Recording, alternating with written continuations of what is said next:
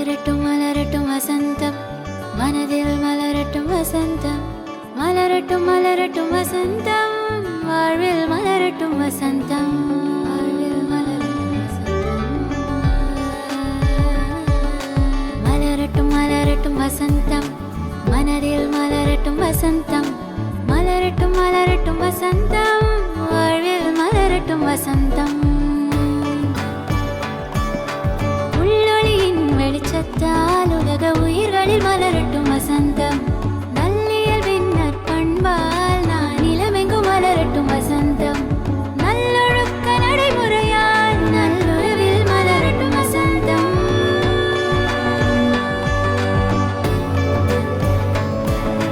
மலரட்டும் மலரட்டும் வசந்தம், மனதில் மலரட்டும் வசந்தம். மலரட்டும் மலரட்டும் வசந்தம், வாழ்வில் மலரட்டும் வசந்தம்.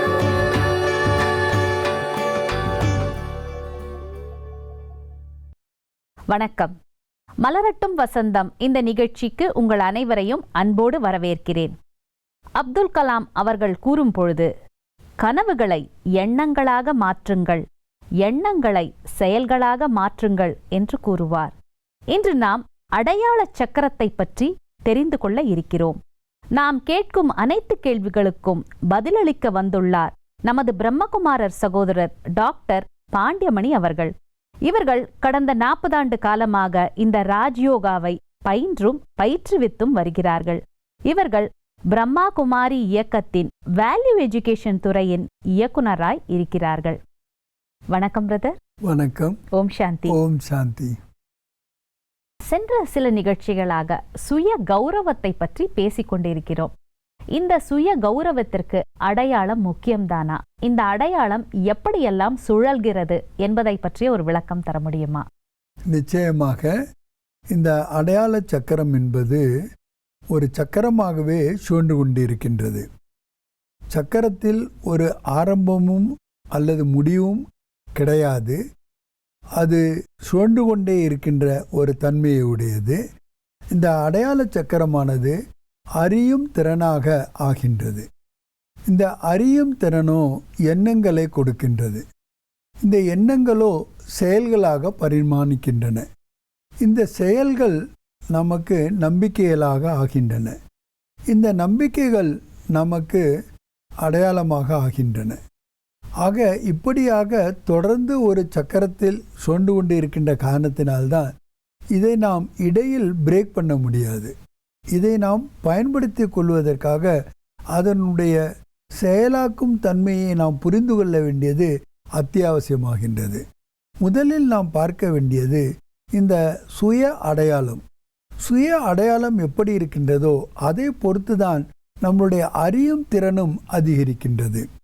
ஏனென்றால் நாம் நம்மை எதுவாக நினைக்கின்றோமோ அதை போன்றுதான் நம்மளுடைய அறியும் திறனும் அமைகின்றது. உதாரணமாக ஒரு குடும்ப தலைவனை எடுத்துக்கொள்வோம். அவனுக்கென்று பல எண்ணங்கள் எழுகின்றன, பலவிதமான பொறுப்பேற்றலும் இருக்கின்றது. ஆனால் தன்னைத்தான் அவன் குடும்ப தலைவன் என்று அடையாளப்படுத்தி கொள்ளும் பொழுது பொறுப்பேற்று கொள்ளவுடையனாக ஆகிவிடுகின்றான். அவனுடைய எண்ண ஓட்டம் நிச்சயமாக வித்தியாசமானதாக இருக்கும். அதையே ஒரு தனி மனிதனாக குடும்ப தலைவனுக்கு பதிலாக தான் ஒரு கல்லூரியிலோ அல்லது தொழில்துறையிலோ தலைவனாக தானே நினைத்தால் அதற்கேற்ப அவனுடைய எண்ண ஓட்டங்கள் அமைந்து விடுகின்றன. அதற்கேற்ப அவனுடைய விருப்பு வெறுப்புகள் அமைந்து விடுகின்றன. அதற்கு ஏற்ப அவனுடைய பிளானிங் நடைபெறுகின்றது. ஆக என்னை நான் எப்படி அடையாளப்படுத்தி கொள்கின்றேனோ அதற்கு ஏற்பத்தான் என்னுடைய எண்ணங்கள், என்னுடைய உணர்வுகள், என்னுடைய செயல்கள், என்னுடைய விருப்புகள், என்னுடைய வெறுப்புகள் அனைத்துமே அமைந்து விடுகின்றன. நாம் நடைமுறை வாழ்க்கையில் பார்க்கின்றோம், எ சோல் பிளேஸ் டிஃபரண்ட் ரோல்ஸ் என்று ஆங்கிலத்தில் கூறுவார்கள். நான் ஒருவனாக இருந்தாலும் கூட நான் இடத்திற்கு ஏற்ப, சூழலுக்கு ஏற்ப என்னுடைய பாத்திரத்தை நான் மாற்றிக்கொண்டே இருக்கின்றேன். ஆக அதிகாலையில் கண் விழிக்கும் நாம் ஒரே நிலையில், அதாவது ஒரே விதமான ஒரு அடையாளத்தை நாம் எப்பொழுதுமே கொண்டு இருப்பது இல்லை. சூழலுக்கு ஏற்ப நேரத்திற்கு ஏற்ப நாம் நம்மளுடைய அடையாளத்தை மாற்றிக்கொண்டே இருக்கின்றோம். நாம் நம்மை பற்றிய எப்படி அடையாளத்தை கொண்டிருக்கின்றோமோ அதற்கு ஏற்றவாறு தான் நம்மளுடைய எண்ணங்கள் அமைகின்றன. ஆகவே இதில் நாம் ரொம்ப முக்கியமாக கவனிக்க வேண்டியது என்னவென்றால், இந்த அடையாளத்தினுடைய ஆதாரத்தில் தான் அறியும் திறனானது நடைபெறுகின்றது. இந்த அறியும் திறன் அல்லது தெரிந்து கொள்ளுதல், புரிந்து கொள்ளுதல் அல்லது கற்றுக்கொள்ளுதல் போன்ற இந்த நிலைமைகள் எல்லாமே பார்த்திங்கன்னா மாறிக்கொண்டே வருகின்றன. ஆக இந்த அறியும் திறனுடைய ஆதாரத்தில் தான் நம்மளுடைய மனப்பாங்கும் அமைகின்றது, நம்மளுடைய சுய உரையாடலும் அமைகின்றது, நம்மளுடைய நடத்தைகளும் அமைகின்றது, நம்மளுடைய தேக வெளிப்பாடும் நடைபெறுகின்றது. இதில் இன்னொரு முக்கியமான விஷயம் பார்த்தீங்கன்னாக்கா, மனிதன் என்பதன் பேசுகின்ற ஒரு முக்கியமான செயலை செய்கின்றான். அந்த பேசுவதற்கு அவனுக்கு மொழி அத்தியாவசியமாக இருக்கின்றது. ஆக மொழியின் மூலமாக கூட அவன் தன்னுடைய கலாச்சாரத்தையும் பண்பாடையும் வளர்த்து கொள்ளுகின்றான். ஆக நான் நினைப்பது 1, நான் பேசுவது 2, நான் செய்வது 3. ஆக இந்த 3 நிலைகளிலும் கூட ஆதாரமாக இருப்பது நம்மளுடைய அறியும் திறன் தான். ஆக அறியும் திறனின் எப்பொழுது மாற்றத்தை ஏற்படுத்துகின்றோமோ இது இந்த 3 நிலைகளிலும் மாற்றத்தை கொண்டு வருகிறது. ஏனென்றால் இப்பொழுது நாம் இருப்பது ஒரு மாற்றத்திற்கு உரிய நேரம். மாற்றத்துக்கு உரிய நேரம் என்று நான் ஏன் இதை குறிக்கின்றேன் என்றால், நாம் கீழான நிலையிலிருந்து மேலான நிலைக்கு செல்லுகின்றோம். அதாவது தமோ பிரதானமான நிலையிலிருந்து சதோ பிரதானமான நிலைக்கு செல்லுகின்றோம். நாம் இப்பொழுது 7 கலையில் இருக்கின்றோம். ஒரு கலைகளும் இல்லாமல் இருக்கின்ற நாம் 16 கலைகள் நிறைந்தவராக ஆகின்ற ஒரு மாற்றத்திற்கு இப்போது உட்பட்டு கொண்டு இருக்கின்றோம். ஆகவேதான் இந்த மாறுதலுக்கு ஆதாரமாக இருப்பது நம்முடைய அறியும் திறன் என்று நான் கூற விரும்புகின்றேன். ஆக இந்த அறியும் திறன் எப்படி வெளிப்படுகின்றது, என்னவாக ஆகின்றது என்று பார்த்தீர்களானால், முதலில் நம்மளுடைய எண்ணங்களாக ஆகின்றன. தாட்ஸ் என்று கூறுகின்றோம். ஏனென்றால் நமக்கு ஏற்கனவே தெரியும், ஒரு நிமிடம் கூட நாம் எந்த ஒரு எண்ணமும் இல்லாமல் இருக்க முடியாது. அடுத்தது நீங்கள் கூறியவாறு எண்ணங்கள் எப்படியெல்லாம் வெளிப்படுகின்றன என்ற ஒரு விளக்கம் தர முடியுமா? அதாவது எண்ணங்களில் பல வகைகள் இருக்கின்றன. நேர்மறையான எண்ணங்கள், எதிர்மறையான எண்ணங்கள், வேண்டாத எண்ணங்கள், வேஸ்ட் வியர்த்தமான எண்ணங்கள் மற்றும் தீமை விளைவிக்கக்கூடிய நன்மை எண்ணங்கள் மற்றும் நஞ்சு போன்ற எண்ணங்கள் என்று பல வகையாக இருக்கின்றன. இந்த எண்ணங்களினுடைய ஓட்டம் எப்படி இருக்குமோ அதற்கு ஏற்பதான் நம்முடைய செயல்களும் அமைகின்றன. எண்ண ஓட்டம் வேகமாக இருந்தால் அது நிச்சயமாக எதிர்மறையாக இருக்கும். நேர்மறையாக இருக்கும்போது அது மிகவும் இலகுவாக, அதாவது ஸ்லோவாகத்தான் இருக்கும். உதாரணமாக, கோபப்படும் பொழுது உங்களுடைய எண்ண ஓட்டம் வேகமாக இருக்கின்றது. நான் இப்பொழுது கோபமாக இருக்கின்றேன் என்று உங்களால் சொல்ல முடியுமா? கோபத்தில் இருக்கும் பொழுது கண்டிப்பாக கூற முடியாது. காரணம், அப்பொழுது நம்மளுடைய எண்ண ஓட்டம் வெகு வேகமாக இருக்கும். அதனுடைய ஸ்பீடு ரொம்ப அதிகமாக இருக்கும். எப்போ நம்மளுடைய எண்ண ஓட்டங்கள் ஸ்பீடாக இருக்குமோ அப்போ எப்போதுமே அது நெகட்டிவாக தான் இருக்கும். ஆனால் அதே நேரம் நாம் அமைதியாக இருக்கும் பொழுது, அமைதி உணர்வை நாம் பெறும் பொழுது, நான் அமைதியாக இருக்கின்றேன் என்று அமைதியாக என்னால் கூற முடியும். காரணம், நாம் எப்போ பாசிட்டிவாக இருக்கிறோமோ, அதாவது இன்னும் குறிப்பாக சொல்ல போனோம்னா இயல்பு நிலையில் நாம் இருக்கின்றோமோ அப்போ நம்ம தாட்ஸினுடைய ஸ்பீடு குறைவாக தான் இருக்கும். இப்போ நம்ம ஒரு வண்டியில் இல்லை ஒரு காரில் வாகனத்தில் ரொம்ப வேகமாக போயிட்டுருக்கோன்னு வச்சுக்கிங்க. அப்போ நம்ம ஒரு திருப்பத்தை ஏற்படுத்தணும், ஒரு மாற்றத்தை கொண்டு வரணும், திரும்பணும் அப்படின்னா முதல்ல என்ன செய்வோம்? பிரேக் போடுவோம். அந்த பிரேக் ஏன் போடுறோம்? நாம் ஸ்பீடை குறைக்க வேண்டும்.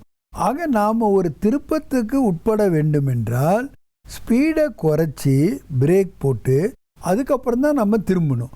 இல்லாமல் நம்ம பிரேக் போடாமல் ஸ்பீடை குறைக்காம திரும்பணும்னா என்ன ஆகும்? ஆக்சிடென்ட் ஆகிடும். அதே மாதிரி தான் நம்மளுடைய எண்ண ஓட்டம் வேகமாக இருந்தால் அது திருப்புறது கடினம். திருப்பின ஆக்சிடென்ட் ஆகிடும்.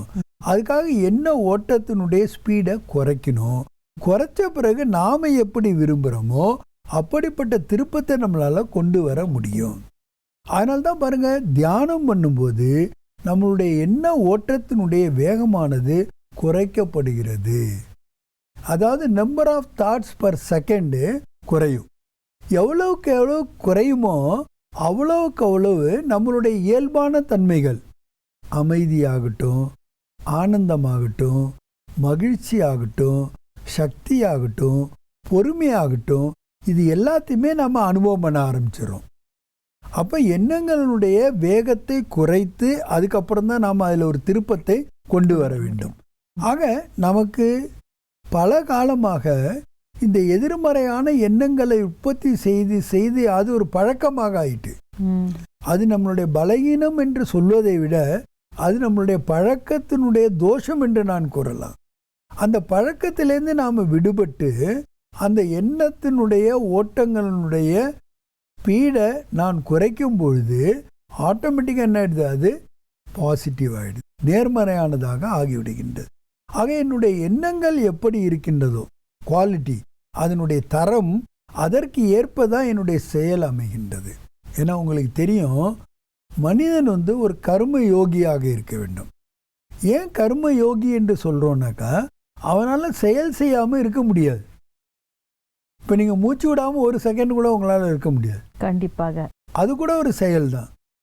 உங்களால் பார்க்காமையோ பேசாமையோ நடக்காமையோ எந்த ஒரு செயலும் இல்லாமல் எப்போதுமே ஆடாமல் அசையாமல் இருக்க முடியாது. ஆக செயல் செய்வது என்பது நமக்கு தேவையான ஒன்று, அத்தியாவசியமான ஒன்று.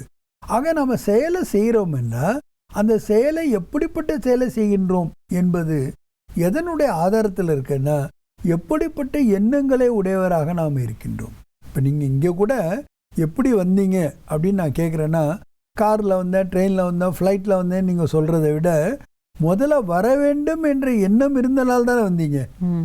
அந்த எண்ணம் இல்லைன்னா நீங்கள் வந்திருக்க மாட்டீங்கல்ல. அப்போ இங்கே உங்களை வர வச்சது எது? எண்ணம், உங்களுடைய எண்ணம் தான்.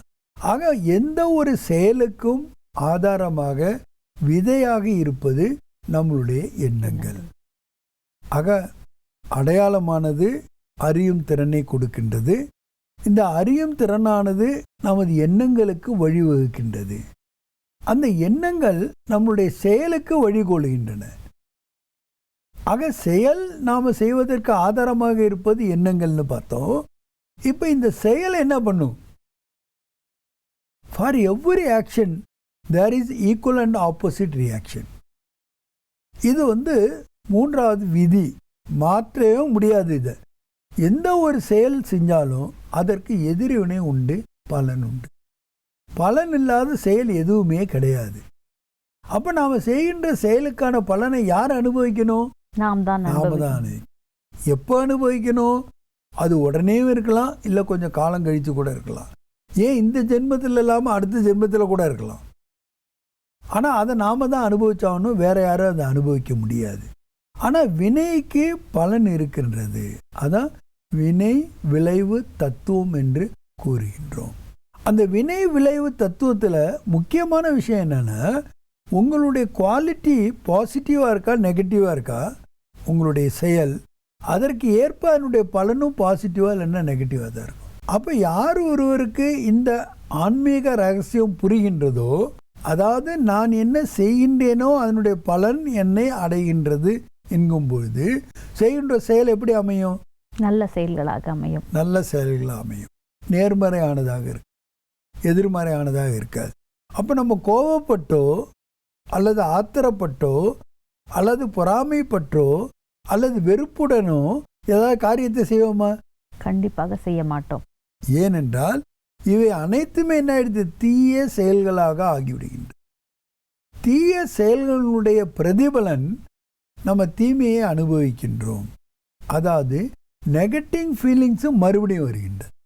இது ஒன்றை ஒன்று சார்ந்து இருக்கின்றது. ஆகவே தான் நாம் இந்த அடையாள சக்கரத்தில் புரிந்து கொள்ள வேண்டிய விஷயம் என்னென்னா, எண்ணங்கள் எப்படியோ அதனுடைய தரம் எப்படியோ அப்படியே தான் நம்மளுடைய செயல்கள் அமைகின்றன. செயல்கள் எப்படி அடைகின்றனோ அதற்கு ஏற்பத்தான் நம்மளுடைய விளைவுகள் வருகின்றன. இந்த விளைவுகள் எதை ஏற்படுத்துகின்றன? விளைவுகள் திருப்பியும் அப்படி பார்த்தீங்கன்னா நம்மளுடைய நம்பிக்கையில ஏற்படுத்துகின்றன. நீங்கள் எதை நம்புறீங்க, எப்படி நம்புறீங்க, இதுக்கு ஆதாரம் வந்து உங்களுடைய வினை பயன்தான். அதனால தான் பார்த்தீங்க, ஒவ்வொருத்தரும் வெவ்வேறான நம்பிக்கை உடையவர்களாக இருக்கின்றோம்.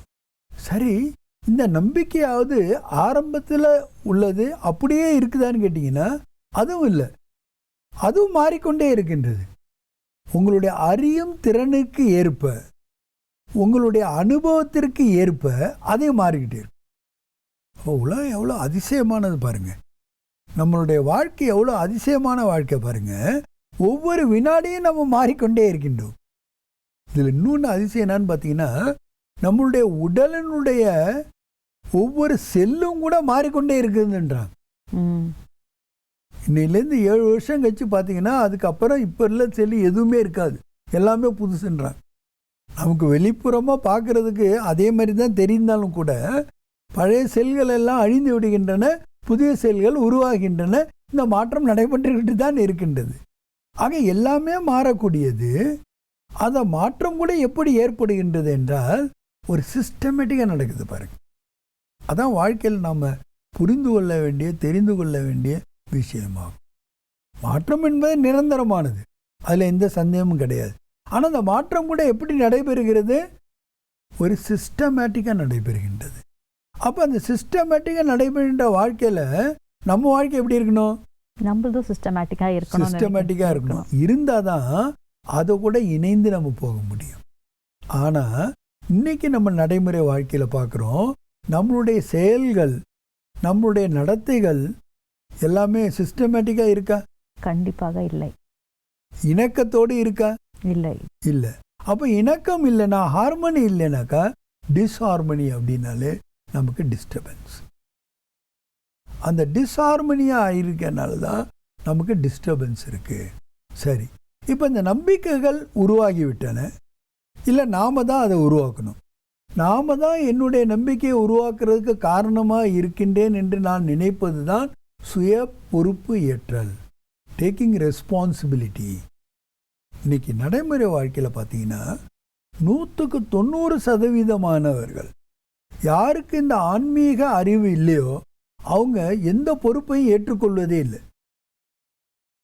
எது நடந்தாலும் வேற யாரையோ குறை சொல்கிறாங்க, இல்லை வேற எதையோ குறை சொல்கிறாங்க, இல்லை நிகழ்வுகளை குறை சொல்கிறாங்க, இல்லை என்னுடைய தலையெழுத்து தலைவிதி அப்படின்னு சொல்லிடுறாங்க. ஏன்னா அதை யாரும் பார்க்க முடியாது பாருங்க, அதனால் அதை சொல்லிடுறாங்க. But that is not truth, அது உண்மை கிடையாது. என்னுடைய நிலைமைக்கு நான் தான் காரணம். ஏன்னா ஏற்கனவே நம்ம பார்த்தோம், நிகழ்காலத்துக்கு ஆதாரமாக இருக்கிறது கடந்த காலம். எதிர்காலத்துக்கு கடந்த காலம் எது? நிகழ்காலம். அப்போ ஆட்டோமேட்டிக்காக உங்களுக்கு ஒரு விஷயம் தெரியணும், என்னுடைய எதிர்காலம் யார் கையில் இருக்கு? என் கையில் தான் இருக்கு. அது எப்போ இருக்கு? நிகழ்காலத்தில் இருக்கு. இப்போ நான் என்ன விரும்புகின்றேன், இப்பொழுது நான் என்ன முடிவெடுக்கின்றேன், இப்பொழுது நான் எதற்கான முயற்சியை செய்கின்றேன், அதற்கு ஏற்பதான் என்னுடைய எதிர்காலம் அமைகின்றது. ஆக இறைவனுடைய ஞானத்தில் நமக்கு ரொம்ப பலன் அளிக்கக்கூடிய விஷயம் என்னன்னு பார்த்தீங்கன்னாக்கா, எதிர்காலத்தை நீங்கள் பொறுப்புணர்ந்து நிகழ்காலத்தை அமைத்து கொள்ளுங்கள்னு சொல்கிறார். வெறுமனே உங்களுடைய பழக்க வழக்கத்தினுடைய காரணத்தினால உங்களுடைய எதிர்மறையான அனுபவங்களுடைய ஆதாரத்தில் உங்கள் வாழ்க்கையை இப்போ நடத்தாதீங்க. இப்போ நடத்துகிற வாழ்க்கை ஒரு மாறுபட்ட வாழ்க்கையாக இருந்தால் உங்களுடைய எதிர்காலம் என்ன ஆகிடும்? நல்ல எதிர்காலமாக மாறிவிடும். நாம் விரும்புகிற மாதிரி ஒரு வாழ்க்கையாக அமைந்துவிடும். அதனால தான் பார்த்தீங்கன்னா ஆன்மீக வாழ்க்கையில் பிரம்மகுமாரி ஈஸ்வரி விஸ்வவித்யாலயத்தில் முதல் படமாக ஸ்ரீ லக்ஷ்மி ஸ்ரீ நாராயணனுடைய படத்தை விளக்குவாங்க. அதில் என்ன சொல்லுவாங்கன்னா, நீங்கள் இதுவாக ஆக வேண்டும், அதாவது உங்கள் வாழ்க்கையினுடைய லட்சியம் என்னவாக இருக்க வேண்டும் என்று கூறுகின்றார். லட்சியம் தெரியவில்லை என்றால் எந்த ஒரு லட்சணத்தையும் நீங்கள் அடைய முடியாது. இது ஒரு யூனிவர்சல் லா.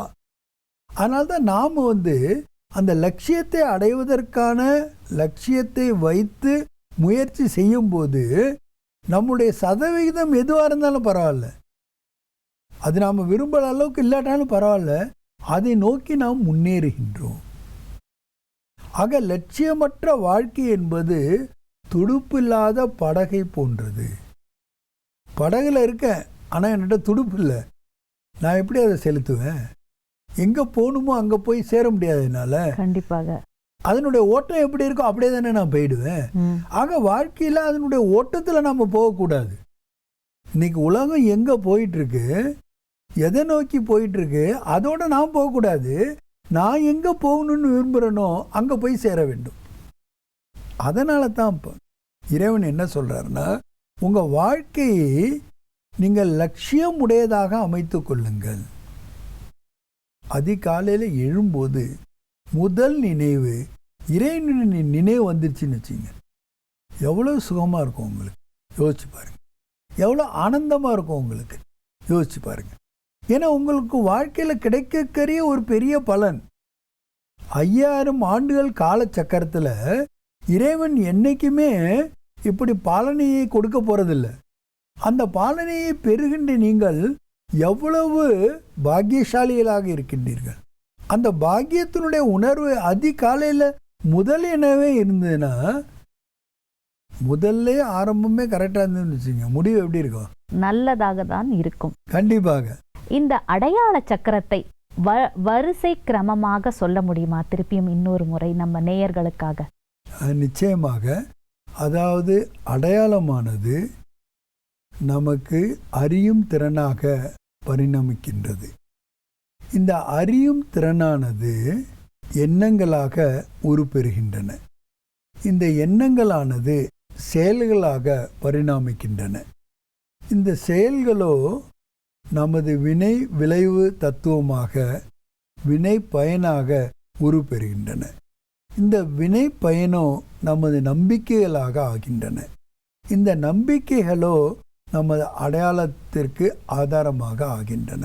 ஆக மறுபடியும் இந்த சுழற்சியானது அந்த அடையாளத்திலிருந்து அறியும் திறனாக பரிணாமிக்கின்றது. இப்படியான ஒரு சக்கரத்தில் சுழல்வதைத்தான் நாம் அடையாள சக்கரம் என்கின்றோம். இதில் முக்கியமான விஷயம் நாம் என்ன தெரிஞ்சுக்கணும்னா, நான் என்னை எப்படி ஐடென்டிஃபை பண்ணுறேன், நான் என்னை, அதாவது சுய அடையாளம், அதுதான் ரொம்ப முக்கியம். அடையாளம்னாக்கா வெளிப்புறமாக நாம் பல அடையாளத்தை உட்கொள்கின்றோம். இப்போ சுயத்தினுடைய அடையாளம் என்கும் பொழுது தான் ரியல் செல்ஃப் நான் யார்.